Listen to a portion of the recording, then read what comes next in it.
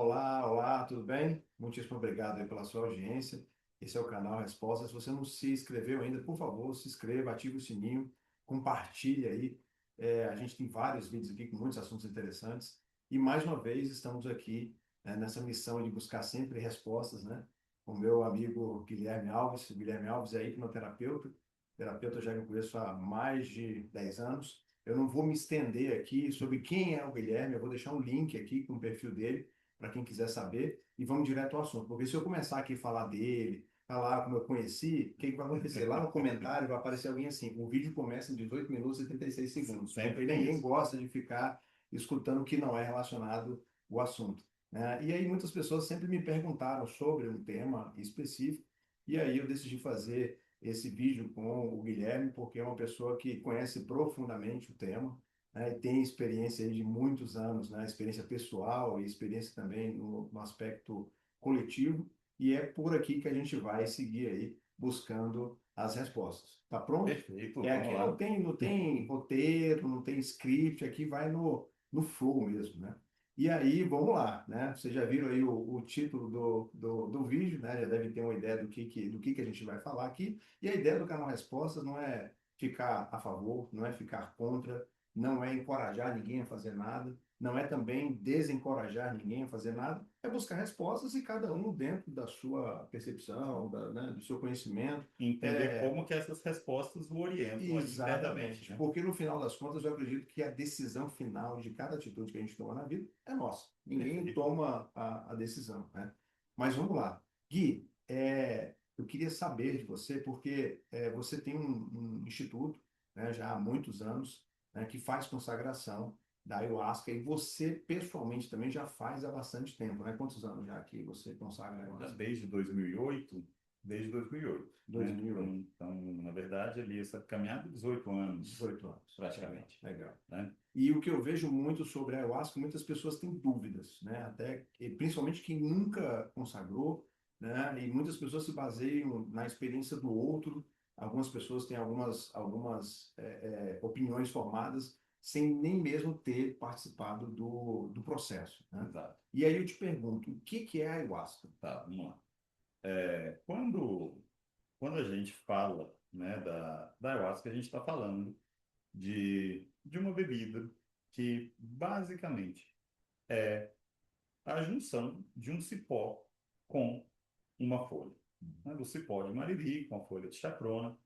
E é basicamente o cipó, a folha e água, né? Para que água? Realmente para poder fazer essa junção. É onde a gente vai estar fervendo ali para poder fazer com que esses dois materiais tenham essa fusão, tenham essa união e a partir daí a gente possa extrair essa bebida. E que é uma bebida na qual a gente tem na folha uma grande quantidade de DMT e a gente tem no cipó um grande transportador de DMT, o que faz com que a gente então acesse um estado alterado de consciência e as pessoas elas passam a ter ali esses processos internos, né? Elas passam a ter ali algumas respostas, visões, percepções internas, que realmente elas estão nesse estado que sai um pouquinho desse nosso nível crítico, desse nosso nível de consciência que está mais aterrado aqui, né? Então a gente abre o véu um pouquinho mais. Existe a história da origem, acho que não é o objetivo aqui. Se a gente for entrar aqui, eu vou te pedir a gentileza de disponibilizar um link como referência Uhum. para as pessoas que querem saber a história de como surgiu. Mas aí eu te pergunto, a ayahuasca, ela é uma religião? Quem consagra a ayahuasca faz parte de uma religião, de um dogma? Como é que é isso? Vamos lá. A ayahuasca, na verdade, ela é basicamente uma bebida, Uhum, né? Então, não tem como a gente falar que uma bebida é uma religião, né? Agora, existem religiões ayahuasqueiras, existem uhum, religiões que fazem o uso desta bebida. Aqui no Brasil, obviamente, nós temos isso ali já com os povos ali peruanos, nós temos isso é, em outras culturas, e em outras culturas, inclusive, existe, por exemplo, no Bhagavad Gita, né, a menção ali do soma, que seria uma bebida que as pessoas utilizavam para expansão de consciência, aonde nós temos essa percepção que é uma bebida que teria ali esse potencial de fazer a mesma coisa que a ayahuasca faz. Então, nós até entendemos que se não é a ayahuasca como ela realmente é ali, até porque por conta de local, obviamente, talvez não teriam aqueles mesmos materiais, mas seriam com ali elementos análogos, elementos que estariam fazendo o mesmo efeito, né, em outra parte do mundo, onde ali realmente o local seria próspero para que aquilo pudesse brotar ali do solo. Agora, quando a gente, então, traz aqui para o Brasil, nós temos essas religiões ayahuasqueiras, começando porque lá no meio ali da floresta, lá no Acre, um rapaz pegou e conheceu ali dentro ali daquela Amazônia peruana ali, conheceu alguns índios que o ofereceram essa bebida. E nessa bebida ele então teve uma visão. Nessa visão ele viu ali a rainha da floresta, né, que falou para ele que ele deveria difundir o uso dessa bebida. Então ele meio que conectou isso à religião lá atrás. A gente está falando do mestre Raimundo Irineu Serra, mas a partir dele, obviamente, nós temos diversas linhas, diversos outros mestres, pessoas que pegaram essa bebida e conectaram com processos ali religiosos de alguma maneira. Então, falar da ayahuasca, sim, se a gente for esbarrar nisso, a gente entra, sim, em religiões, mas são religiões ayahuasqueiras, né? Então, a ayahuasca não é religião. Por exemplo, nós temos o Santo Daime como uma religião, nós temos a União do Vegetal como uma religião, nós temos a Barquinha como uma religião. Então, nós temos religiões que fazem uso. Nada bebida por si só, não. Mas, da mesma forma também, é importante trazer que não necessariamente fazer uso dessa bebida é estar dentro de um processo religioso, né? Tem diversas pessoas que usam isso dentro de processos terapêuticos, que acabam utilizando isso muito mais em um processo ali de aprofundamento, de autoconhecimento, que não vai esbarrar em questões religiosas. Agora, se pode utilizar, sim. Sobre o ponto de vista científico, médico, o que eu li muito por cima é que a ayahuasca já foi comprovado que ela é um catalisador de toxinas e que tem efeitos benéficos no corpo. Isso é verdade? Isso é mito? Isso existe ou não existe?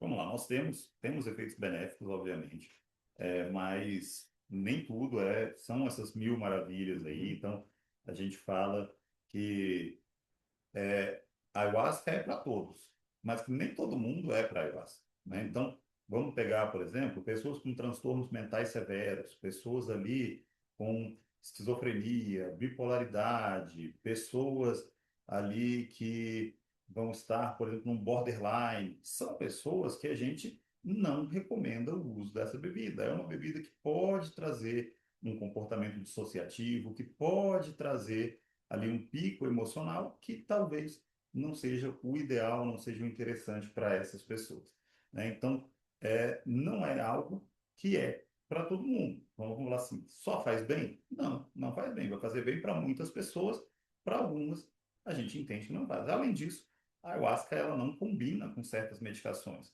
né? Então, vamos colocar aqui algumas medicações, alguns antipsicóticos, é, lítio, por exemplo, são medicações que a gente realmente não recomenda que você faça uso, porque uma coisa não vai casar com a outra. Agora, dentro de um ponto de vista benéfico, sim, nós estamos passando por um processo que muitas vezes ele está pegando muitas questões internas que estão ali de alguma forma suprimidas e que estão gerando padrões comportamentais que não são interessantes, mas que a gente está carregando aquilo ali por muito tempo na vida e a gente está usando ali uma ferramenta que vai fazer com que essas questões internas elas sejam eliciadas a um nível consciente para que elas possam ser desensibilizadas de alguma forma.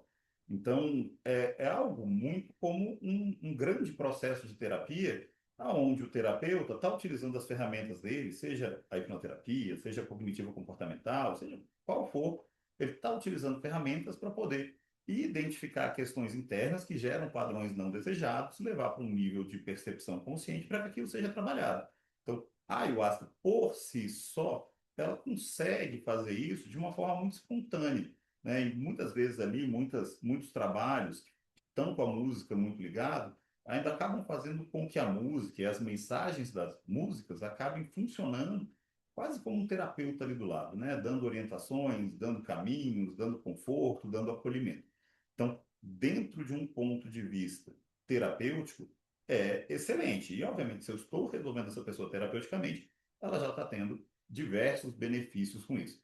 Claro, eu tenho ali uma produção muito alta ali também de serotonina, eu estou tendo ali produções ali de alguns neuroreceptores que vão me fazer muito bem e não de uma forma na qual no dia seguinte eu vou estar em falta desses neurotransmissores, mas não é para todo mundo. Isso é de extrema importância, né? É entender que existem pessoas que não podem tomar isso. Um problema grande que existe é que muitas casas hoje, né, principalmente casas ali que estão muito mais dentro de um processo de querer lucrar com as pessoas que estão chegando até eles, a pessoa chegou com dinheiro, eles já estão deixando de tomar. E aí é entender, sim, que se uma casa, por exemplo, não pediu para você previamente fazer ali uma ficha de anamnese, perguntar o que que você toma de remédio, querer saber um pouquinho da sua vida, já fica até a dica para poder fugir dessa casa, que é uma casa que já não está trabalhando da forma que seria ideal, que é entendendo as pessoas como indivíduos para entender quem pode tomar e quem não pode tomar. Faz bem, mas tem que ter esse cuidado. Sob o ponto de vista legal, no Brasil existe uma legislação específica que regula, porque em diferentes países existem diferentes regras, em alguns países existe até a Uhum. restrição do uso da ayahuasca. No Brasil, existe uma legislação que controla, regula e fiscaliza quem faz o uso, a E- prática. Existe, no Brasil é permitido, né, desde que seja feito para cerimônias religiosas. Então, Uhum. se existe um local que é registrado como uma entidade religiosa e aquilo está sendo utilizado dentro de um contexto religioso, obviamente existe toda a permissão para que isso aconteça. Mas é algo que é liberado para se fazer a prática dessa maneira, desse grupo, e se tiver registrado dentro desse grupo. Claro que não é algo que, sei lá, a pessoa está numa festa utilizando isso. Ah, Obviamente aí sim se torna algo ilegal. Mas a partir do momento que está sendo feito dentro deste contexto, a gente tem a ayahuasca como um patrimônio brasileiro, né? Então existe tranquilamente a permissão para isso, desde que utilizado da forma correta. a Transjustem ficou proibida durante um tempo, né, durante um governo, e acho que liberaram nos anos 90, alguma coisa assim, né? A gente tem essa liberação ali, realmente Aham, próxima ali dos anos 90 até aham. não vou ter uma ideia da lei aqui Não, exatamente, tranquilo, mas não tranquilo. vou saber te falar Uhum. exatamente quando que ficou e quando que foi. E dentro dessas regras, existem, por exemplo, um tempo que a pessoa tem que ficar no ambiente, se ela pode fazer o uso e logo em seguida ela pode dirigir, por exemplo. Não. Existe. A regulamentação no Brasil realmente é só para que seja administrado dentro de rituais religiosos, né? Uhum. É a única regulamentação que existe. Aí, obviamente, o controle você tomou agora, não saia, não pegue seu carro e tal, vai muito para cada casa, para cada Uhum. local que está administrando isso e vai muito mais por um senso ali, por um bom senso, né? Por uma questão ali ética, por uma questão de Uhum. cuidado com a pessoa, mas não algo que esteja ali dentro de uma lei específica para isso e que crie ali essa orientação acerca E disso. aí, essas casas que têm a regulamentação, que seguem, né, todos os parâmetros aí para manter seguro, é possível você dizer para mim que você consegue controlar 100% efeitos colaterais ou o que vai acontecer? Eu te pergunto por quê. Porque eu acredito que tenha pessoas que têm a intenção de usar a ayahuasca como uso recreativo, Uhum, não como sim. conexão ou cunho religioso. E aí você faz um questionário, como você falou, antes de Uhum, fazer o processo, né? E a pessoa vai e diz ali que ela não tem nada, não sim. tem esquizofrenia, não tem problema nenhum, nunca tentou suicídio, não tomou antidepressivo e vai para a cerimônia. Como que você vê a questão da responsabilização, né? Porque já existem alguns casos, né, no Brasil e fora também, de pessoas que fizeram uso e durante o uso ou um tempo depois, né, entraram em questões, digamos assim, de distúrbios mentais, né, e tudo. E na maioria das vezes, dos casos que eu vi, já tinha a Uhum, pré-existência de uma condição que talvez tenha sido potencializada ou não pela ayahuasca. perfeito. Vamos lá. Primeira coisa, é, as pessoas podem mentir num questionário? Hum. Obviamente elas podem mentir. Não tem nada ali, não tem ninguém ali que está fiscalizando a vida dela para entender se é verdade.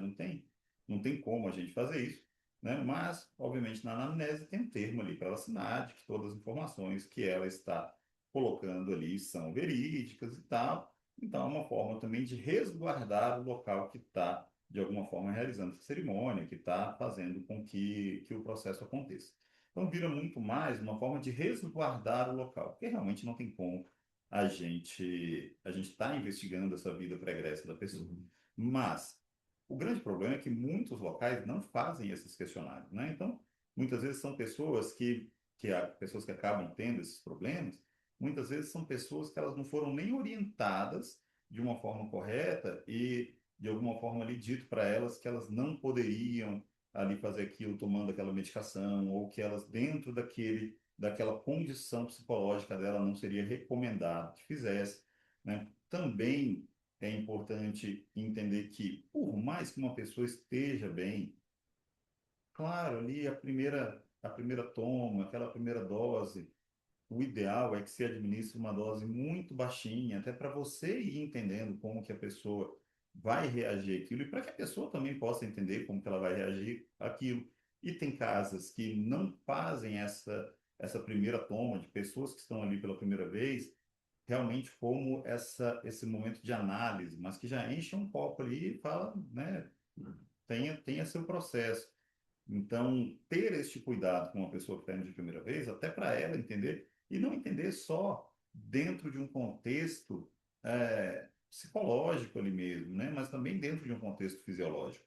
O chá ele vai estar sobrecarregando o fígado, o chá ele pode ali trazer náuseas, pode trazer vômitos, pode trazer algumas sensações dentro de um caráter muito mais fisiológico, e que é importante entender como que aquela pessoa está reagindo àquilo num primeiro momento, né? E essa percepção ela vai se dar exatamente por, como aqui te dá um pouquinho e perceber como é que você sente. Tem muitas pessoas em sessões nossas que elas vão estar realmente tomando ali uma dose maior e podendo até realmente sentir o processo lá pela terceira dose. Porque as primeiras que a gente está fazendo exatamente para poder entender como que aquela pessoa reage àquilo, como que ela funciona com aquilo. Já tiveram pessoas que passaram uma primeira sessão até sem sentir, porque a gente estava ali de uma forma mais cautelosa com aquela pessoa, que ela foi sentir numa segunda sessão que ela veio, né? Exatamente porque cada pessoa é diferente e vai reagir de forma diferente. Eu tenho um caso de uma pessoa conhecida que foi, né, em um lugar em Belo Horizonte, fez a sessão e aí, muitos anos atrás, a gente, numa conversa de bar, começamos a conversar sobre o processo e tudo. E ela falou, olha, foi a pior experiência que eu tive da minha vida. Eu falei, mas o que que aconteceu?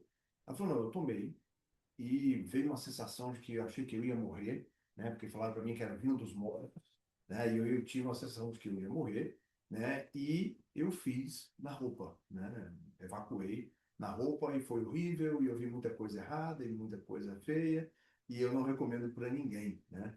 E eu falei para ela, falei, poxa, mas te explicaram como é que era o processo, o que poderia acontecer, a razão de talvez algumas coisas acontecerem? Ela falou, não. Eu entrei lá, tomei, tive uma péssima experiência, fui embora e ninguém me explicou nada, né? Como é que você vê essas pessoas que têm essas experiências? E aí você falou de uma forma abrangente, porque tem pessoas que vão vomitar, pode ter pessoas que vão passar por um processo de desinteria, de diarreia, né? E vai evacuar.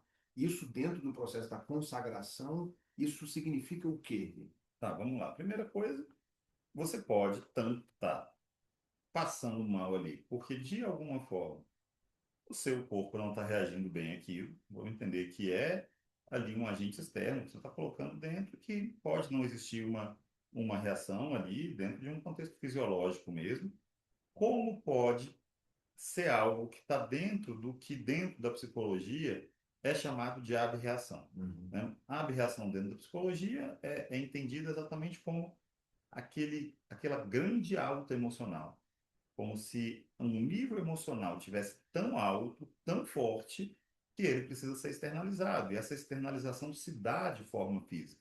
Então, é muito normal, até mesmo em processos terapêuticos, hipnose, psicologia, pessoas que acessam memórias muito intensas terem algumas reações que são mais intensas. Então, é normal pessoas ali tremerem, pessoas passarem por processos que vão ser muito semelhantes a uma convulsão, pessoas que vão gritar, pessoas que vão chorar. Tem pessoas que podem sim vomitar, tem pessoas que podem ali sentir náusea, sentir, não se sentir bem, né? Sentir ali toda uma questão intestinal ali de uma forma não confortável, aonde nada mais é do que uma reação a uma alta emocional, a um pico emocional, né? E aí, claro, se você acaba ali evacuando, se você está vomitando, se você está deixando aquilo acontecer, se você está permitindo que essa externalização dentro de um campo mais fisiológico aconteça, você está tendo essa liberação emocional no processo da ayahuasca, bem como você teria dentro de um processo de psicologia comum, né? Quando a gente fala dentro de um processo de psicologia, pode ter muita gente que fala assim, nossa, mas eu nunca passei por isso, eu já fiz terapia por muito tempo, mas talvez porque você não acessou tanta coisa numa intensidade só de uma vez só. Na hipnose é muito normal isso acontecer, a gente acessar ali uma memória muito forte, uma carga emocional muito forte e vir realmente como uma coisa que a pessoa não consegue segurar. Na psicologia pode acontecer sim, mas tendo em vista que na psicologia muitas vezes o processo ele é um pouco mais abrangente, e na verdade acaba sendo até um pouco mais pulverizado, é normal que o acesso a essas informações venha de uma forma ali um pouco mais homeopática. Mas processos que vão fazer com que essas informações venham de uma vez só é algo completamente normal. Então, pode tanto ser um desconforto gerado pela substância, que é normal, como pode estar dentro desse contexto psicológico. Isso poderia, por exemplo, ser comparado, porque eu estou entendendo que nem todo mundo vai ter, não é uma regra, né? Todo Não, mundo que obviamente não. experimenta, experimentei a primeira vez, eu vou ter vômito, eu vou ter Não, desarranjo, eu vou não. ter Não, mas calafrio, febre, não, não. claro, claro que não, mas também é importante que Ah, essas pessoas saibam que isso pode uhum, acontecer, né? Ah, mas saber que isso pode acontecer não pode induzir as pessoas uhum, a passar por isso? Obviamente sim, pode induzir, sim. Se a pessoa já está esperando que aquilo aconteça, ela está muito mais predisposta a fazer com que aquilo aconteça. Mas a gente tem que avisar, porque senão a pessoa começa a passar mal, ela acha que está dando errado só com ela acha que é um problema grande que está acontecendo, ela vai entrar num desespero, vai entrar numa ansiedade, e aí sim acabou o processo para ela completamente. Se ela já está ciente de que isso pode acontecer, por mais que acabe sendo uma forma de induzir ela a passar por isso também, né, já deixar ela muito predisposta a passar por isso, mas pelo menos a gente está informando e não está assustando ela. né? E o quanto tempo dura uma sessão, uma consagração? E isso, o efeito sobre a pessoa, ele pode variar para mais ou para menos? Ou geralmente existe um limite onde realmente a pessoa ali ela já não está mais percebendo a ayahuasca? E a segunda pergunta é, em quanto tempo a substância sai do corpo? Tá, vamos lá. Na verdade, o que a gente consegue entender quando a gente fala de tempo de sessão é que vai variar muito de que sessão está sendo feita, Uhum. né? Existem sessões que são muito diversas. Se a gente for pegar, por exemplo, a linha unificada, ela tem sessões ali que vão ter uma média de 5 horas a 6 horas de sessão. Mas existem alguns processos que vão seguir muito mais uma linha andina, que muitas vezes são ali sessões de 9 horas, né, que são sessões de 10 horas. Né? Tem alguns processos que vão seguir uma linha mais xamânica, que muitas vezes também são processos ali de virar uma noite e chegar na manhã do dia seguinte. Então, isso vai variar bastante. Agora, obviamente, as pessoas acabam tomando mais de uma vez para poder manter esse tempo todo. Né? Agora, você fala assim, quanto tempo isso pode durar? É uma pergunta muito igual a em quanto tempo se eu tomar eu vou sentir, porque depende de pessoa para pessoa. Né? Então, tem pessoas que muitas vezes vão tomar ali uma única dose e também pelas 6 horas de trabalho. Como tem pessoas que em 1 hora de trabalho já querem uma segunda dose. Isso é Como opcional. Isso, a pessoa ela não é obrigada a tomar todas as doses que são oferecidas. obviamente não, né? Ela toma a primeira e também não é obrigada. Se ela não quiser ir, ela não precisa ter ido. Mas a partir do momento que ela foi, tomou essa primeira dose, se ela quiser aprofundar o trabalho, se ela quiser ali realmente acessar mais coisas, continuar o que está passando por ela, é recomendado, claro, que ela vá se aprofundando, tomando mais doses ali, porque ela tende a passar de uma forma muito rápida. Né? Quando eu falo de uma forma muito rápida, na maioria das pessoas ali, a gente tem o efeito passando em 2 horas e pouquinho, 1 hora e meia em algumas. Então, normalmente, numa sessão de 3 horas, é normal que as pessoas repitam de 2 a 3, 4 vezes, né? Então, vai variar bastante. E da mesma forma também, quanto tempo isso vai sair do meu sistema, em quanto tempo isso vai variar muito de pessoa para pessoa também, né? Não a ayahuasca não é considerado ali uma droga, não é uma substância que vai aparecer no exame toxicológico para a gente poder estar analisando ali. A ayahuasca, na verdade, ela tá sim, a gente está trazendo DMT, mas nós produzimos DMT nós mesmos, então não é como se existisse, como se fosse ali algo que não existe no nosso sistema, né? Então, vai depender muito de pessoa para pessoa, mas a grande questão é que os benefícios ali de uma sessão, eles podem durar por muito tempo, podem durar uma vida inteira, a partir do momento que você está acessando questões internas que estavam suprimidas, que não estavam sendo tocadas, e você acessou aquilo realmente se livrando, se desconectando de questões passadas que estavam gerando uma influência de comportamento até hoje. E a ayahuasca, ela pode ser combinada com outras medicinas? Existe alguma não recomendação? Eu falo de outras medicinas, poderia ser o rapé, a sananga ou até mesmo o cambô. Então, para você que está assistindo aí o vídeo, pode pesquisar aí rapé, sananga e cambô para saber o que que é, mas poderia ser combinado porque eu já vi relatos de pessoas que foram para a cerimônia e na cerimônia foi combinado com outras medicinas, né? Tá, vamos lá. A primeira coisa o rapé, ele normalmente existem muitas sessões que vão associar o rapé às sessões de ayahuasca, então é algo até extremamente comum, bem como a sananga. Agora, quando a gente fala do cambô, o cambô ele é algo que está trazendo um processo que é muito mais fisiológico, né? Quando a gente fala desses outros, a gente está passando por um processo ali que ele não vai para esse campo fisiológico, né? Você está ali acessando questões internas, você está passando por um processo ali muito mais psicológico, até mesmo espiritual, quando, na verdade, o cambô ele é um processo fisiológico. Ele é, na verdade, um veneno que você vai colocar no seu corpo e vai fazer com que o seu corpo ele enfrente esse veneno.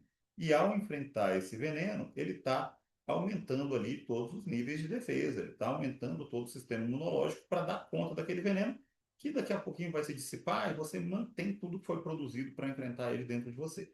Então, o cambô, por ser algo que vai gerar um imenso desconforto, que vai gerar realmente ali uma sensação de morte praticamente, não é recomendado que se coloque, que se faça isso durante uma sessão. Agora, mas querem fazer depois da sessão, querem fazer antes da sessão. Ok, né? Não acho recomendado que se faça ali durante, porque a partir do momento que é algo que vai te trazer um desconforto físico imenso, e se você está num processo emocional extremamente elevado por conta da ayahuasca, você está ali, não está bem, aquilo está doendo, está incômodo, mas o seu sistema que vai estar num modo de muito maior sensibilidade, para você acabar sendo levado para pensamentos negativos e tudo, é um pulo, né? Então, recomendo que se for fazer isso, você faça antes ou depois, mas nunca durante. E depois de uma sessão de ayahuasca, quanto tempo dura, eu falo não o efeito fisiológico, né? Mas quanto tempo dura a sensação da pessoa que passou por aquele processo, que passou por um processo de transformação? Geralmente as pessoas permanecem no estado alterado no sentido de leveza, talvez, eu não sei, né? Durante quanto tempo isso? E a pergunta seguinte é, a ayahuasca, ela pode causar dependência química? Tá, vamos lá. Quando a gente fala de quanto tempo dura, mais ou menos fala assim: fui para uma terapia que ali acessou questões, trabalhei, mudei, e quanto tempo isso vai durar, né? O ideal é que se mantenha para sempre ali. O ideal é que aquilo não aconteçam questões para poder alterar o que foi mudado ali naquele momento, porque você vai estar realmente acessando muitas questões internas e reprocessando aquilo. Esse reprocessar, obviamente, vai te trazer leveza. Muitas vezes aquela coisa, passei ali por um momento ruim, péssimo, sofri, chorei, porque estava enfrentando meus problemas, levando minha consciência para muita coisa interna que eu não estava levando antes, e por levar agora aquilo não pesa mais em mim, então me traz leveza. E aí essa leveza pode ser algo que vai estar durando ali por muito tempo, porque você realmente se livrou daquele peso que você estava carregando, Mas a né? ayahuasca por si só, ela não é quem resolve os problemas da pessoa. Porque É, eu vejo muitas pessoas me perguntando e falando, não, eu vou lá para a cerimônia de ayahuasca porque eu quero, vou e preciso resolver o meu problema e de forma rápida, né? Ninguém quer que demore, né? E muitas das pessoas também não querem ter a responsabilidade de ter as atitudes para a mudança, né? olha, Depois de um processo. eu não colocaria que a ayahuasca por si só é a responsável pela mudança, Uhum, mas ela é o veículo que vai fazer com que essa mudança aconteça muito mais rápido. uhum, Quem vai ser o responsável pela mudança é você, né? É quem está passando por aquilo, é quem está acessando aquilo, é quem está levando um nível de consciência para aquilo. Obviamente, numa sessão de ayahuasca, onde se colocam músicas ali, ensinamentos, se trazem ali algumas palavras, muitas vezes esses ensinamentos, palavras e músicas, eles podem trazer direcionamentos para te auxiliar a resolver isso interno, como se fosse um terapeuta te dando orientações. Mas o que acontece ali é o uso dos seus recursos em cima do problema. Qual a diferença de eu fazer isso, então, e ir para um psicólogo? Porque muitas vezes no psicólogo você não vai estar conseguindo acessar com tanta intensidade, tanta força, tanta clareza essas questões internas, até porque o ser humano ele, a gente ou foge da dor ou corre para o prazer. Então, ninguém quer olhar para a dor e correr para a dor e pegar e encontrar com a dor, né? Então, geralmente, quando a gente acessa essas questões negativas, essas sombras, é normal que a gente fuja daquilo. É normal que a gente não direcione a nossa atenção para aquilo. Mas a ayahuasca, ela não te dá muita essa opção. Você acessou essas sombras, ela pegou essas sombras e jogou para sua cara ali, né? Esfregou na sua cara, então agora resolva. Então, por isso que a gente tem um processo de resolução muito rápido, porque não está dando para fugir, você está ali e aquilo está vindo, né? Mas a pessoa que não quer mudança, a pessoa que está ali sem esses recursos internos, a pessoa que realmente ali não está preparada para aquilo, talvez ali ela não consiga fazer muita coisa. Mas até por isso que muitas vezes as músicas elas estão servindo como esses agentes para auxiliar essas pessoas. Mas quem está fazendo o processo é você. O chá só colocou ele pronto ali para você poder resolver. ok. E o chá pode criar uma dependência química? Não, de forma alguma. Até é muito engraçado, porque assim, vamos pegar uma sessão. A gente faz uma sessão de 6 horas de duração. Chegou o final dessa sessão. Se você pode levantar e falar, alguém aqui quer mais um copo? Ninguém quer. Você pode pegar qualquer outro tipo de droga e depois de um uso contínuo virar a pessoa que quer um pouquinho mais, todo mundo vai querer. Uhum. Porque realmente existe essa vontade de querer mais. Agora, a ayahuasca, a grande verdade é que é muito normal que a pessoa queira cada vez menos. Que, na verdade, ela comece a criar conexões para acessar esses estados de uma forma ali cada vez mais rápida e necessitando cada vez menos da substância. Antes, sei lá, se eu bebia 20 ml para poder fazer isso, hoje muitas vezes são 5 ml, sabe? Porque realmente vai te facilitando mais. E a verdade é, não é gostoso. O gosto não é bom, né? Acessar dores, problemas, não é bom. Então, você não tem realmente ali algo que é tão prazeroso que faça com que você queira ficar ali naquilo o tempo todo. Ele é um processo terapêutico, ele é um processo que é muito mais ali de realmente enfrentar as suas questões, de olhar para elas do que estar numa curtição. Uhum. Então, de forma alguma, geraria. E a pessoa que participa de uma sessão, via de regra, de uma forma geral, porque não tem como você falar por todas as casas, Uhum. obviamente, mas ela precisa falar dos problemas dela, precisa compartilhar com alguém os problemas Não, dela. obviamente não. Existe um contato com outra pessoa do lado, ela vai conversar com alguém durante o processo? Como é São, que são, funciona? são processos internos, né? O que é Uhum. recomendado é que durante o processo não se converse com ninguém, porque é algo interno.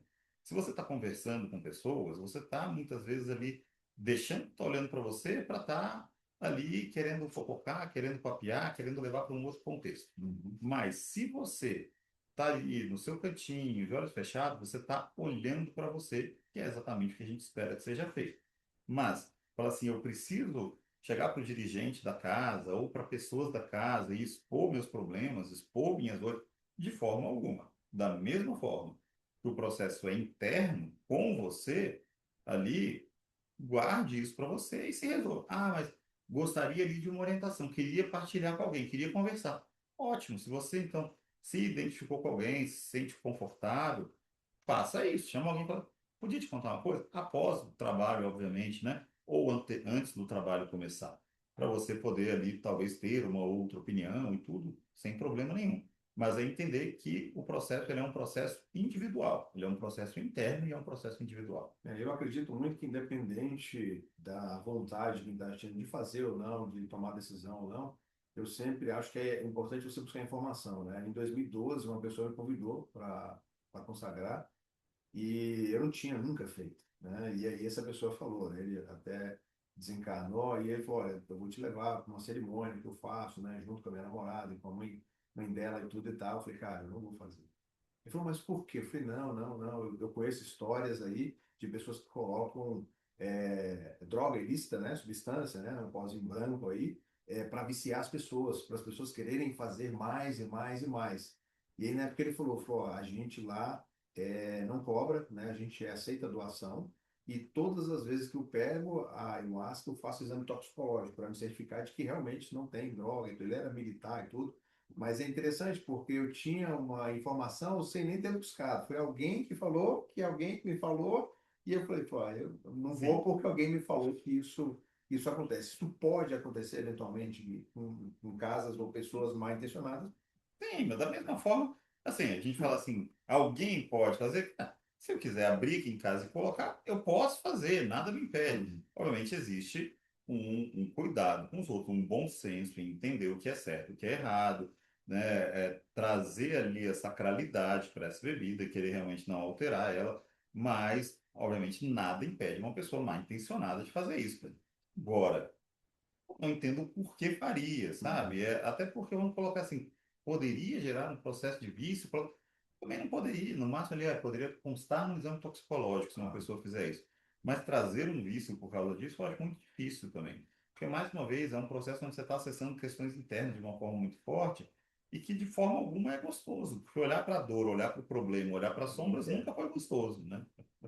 E para quem está assistindo esse vídeo, o que que você recomendaria para quem tem intenção ou não tem, ou já pensou na possibilidade, ou futuramente pode receber um convite de alguém para participar de uma cerimônia? O que que você acha assim fundamental, indispensável Olha, eu para acho uma que tomada de decisão, tanto para fazer quanto claro. para não Eu fazer? acho que principalmente a primeira coisa está dentro do que eu falei, que é perceber, identificar se essa casa ela está fazendo em você uma anamnese prévia. Ela está querendo saber se você já fez alguma cirurgia, se você toma medicações, se você tem ali questões psiquiátricas, se ela está querendo entender quem você é para entender se é adequado que você beba ou se é até vamos falar assim, não é tão adequado, mas dá para passar. E então a gente quer colocar uma pessoa ali junto com você para estar cuidando de você, para dar uma assistência extra, para dar realmente um olhar ali mais cuidadoso. Então, primeiro ponto é perceber se eles estão olhando para a pessoa que está chegando ali como indivíduo, né? E entendendo as peculiaridades de cada um. Porque se isso está acontecendo, claramente é uma casa que já pode chegar pessoas que vão falar não, porque você não está atendendo aqui os requisitos. E isso é ótimo, porque a casa que não está fazendo isso, ela está muito mais preocupada em receber dinheiro, em fazer caixa ali, do que em realmente estar gerando esse processo de uma forma segura para as pessoas. Então, eu acho que a primeira coisa seria isso. A segunda coisa é realmente ali ir em um local aonde exista uma indicação. Porque tem casas que realmente não são sérias, tem lugares que não são sérios, como tudo no mundo, como em toda a área de atuação, como todo profissional, tem pessoas que não são sérias, e aí é algo que aonde você chega por uma indicação, com pessoas que pelo menos ali vão trazer ali vamos falar, uma validação positiva daquele local, eu acho que é a melhor coisa, né? A gente está num processo onde nós estamos acessando questões internas, onde nós estamos nos colocando ali num processo de vulnerabilidade, e estar com pessoas ali que vão ser confiáveis, eu acho que é o ideal. E também entender o seguinte, fui ali no espaço, não senti que foi tão legal ali, mas senti o chá legal, mas a casa não foi tão legal. Existem outras, assim, entender isso também, né? Ninguém tem que ficar preso a uma coisa ali e fazer descer goela abaixo coisas que não, com as quais não compactua. Existem diversas casas com ali diversas doutrinas, caminhos, ideologias diferentes, e talvez possa ter uma que se encaixa mais a sua. Legal. E uma pergunta que me surgiu agora, tá? Eu não tenho roteiro aqui, né? É, um dos efeitos da ayahuasca, até onde eu sei, pode ser experimentar a hiperestesia, né? Que é a melhoria dos sentidos, a potencialização dos sentidos. Isso acontece, Gui? Sim, na verdade, esses estados alterados de consciência, na hora que a gente está tendo essa redução ali de um pensamento crítico, é normal que nós tenhamos essa potencialização dos sentidos, né? Então, está um pouquinho mais sensível para o olfato, está um pouquinho mais sensível dentro de uma questão tátil, está um pouquinho ali mais sensível em relação à nossa visão. Então, é normal que aconteça, existem ali algumas respostas fisiológicas que podem acontecer, mas também primeiro, se te assustar, é entender que já já passa. Se não assustar, que bom, curte, porque é legal estar nesse processo onde você sai um pouquinho de como já é toda a sua parte sensorial do seu dia a dia. Legal. E aí, para a gente finalizar aqui esse vídeo, eu queria te perguntar quais são os melhores lugares ou a melhor forma de buscar informação sobre a ayahuasca, sobre o uso, para tomada de decisão, até para conhecimento mesmo, para ter conhecimento. Porque eu entendo que na internet tem muita informação, nem tudo é correto, né? Algumas coisas às vezes são exageradas, né? Outras omitem algumas Uhum. coisas. Hoje, para uma pessoa leiga, assim, que quer receber um convite de alguém que às vezes também não sabe como funciona, qual é a melhor maneira de buscar informação? É diretamente com uma pessoa da casa, é pela internet? Eu acho que, como eu falei, eu acho que o ideal para você chegar num ponto desses é por indicação, né? É realmente chegar ali porque alguém te indicou. E aí você já começa a tirar as dúvidas com essa pessoa. Ah, não tenho ninguém me indicando e gostaria de conhecer. Tenta entrar em contato, conversar com o dirigente, entender como é que funciona, né? Mas tenta não chegar ali sem nenhuma informação. Tenta chegar preparado, tenta chegar esclarecido. Legal. E vamos encerrando aqui. Muitíssimo obrigado aí pelo seu tempo. Quem tiver dúvida, comentário, coloca aqui. As dúvidas serão respondidas. Depois eu vou mandar para o Guilherme. Quem sabe ele até não faz outro vídeo só com as respostas, mas eu me comprometo aí a responder todas as perguntas. Vai ter o perfil dele também, se quiser conhecer um pouquinho dele, do trabalho dele. Fiquem à vontade, compartilhem esse vídeo, né? Curtam aí, se inscrevam no nosso canal. Muitíssimo obrigado e até o nosso Valeu, próximo vídeo. Obrigado aí, viu? valeu, Obrigado mesmo. Guzete. Tchau, tchau. Gostou? Pô, bom demais, né? Ficou bom para você? Não.